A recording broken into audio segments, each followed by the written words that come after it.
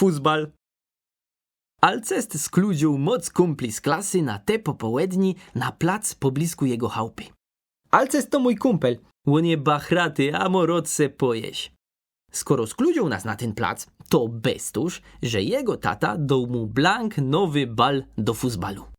A my zrobimy łokropiczny szpil. Fajny je ten Alcest. Trefiliśmy się na szpilplacu o 3:00 po południu. Było nas o zimności. Trzeba było zdecydować, jak podzielić ekipy tak, co by było tyle samo groczy z każdej strony.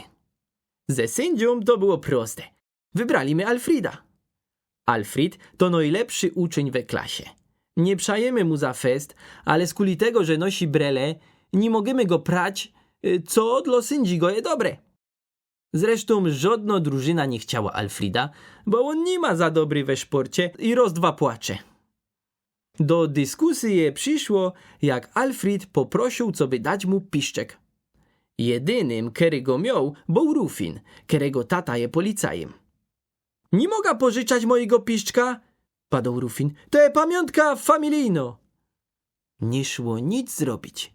W końcu zdecydowaliśmy, że Alfred będzie dawał znać Rufinowi i Rufin będzie piszczał zamiast Alfrida. Tuż co? Gromy albo co?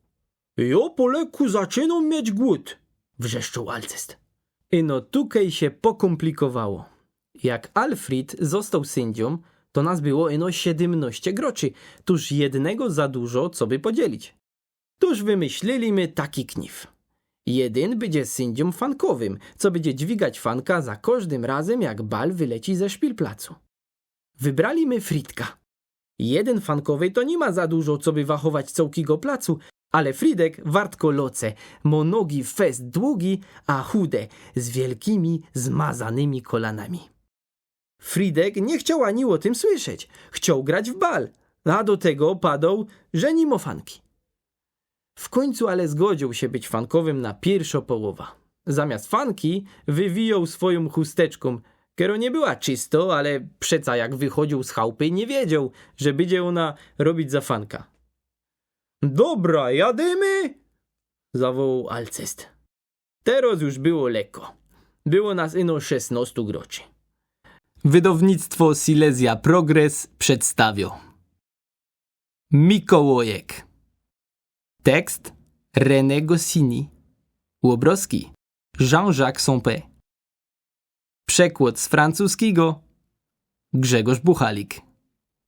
Reżyserio i realizacjo Sergiusz Brożek. Czyto Grzegorz Buchalik.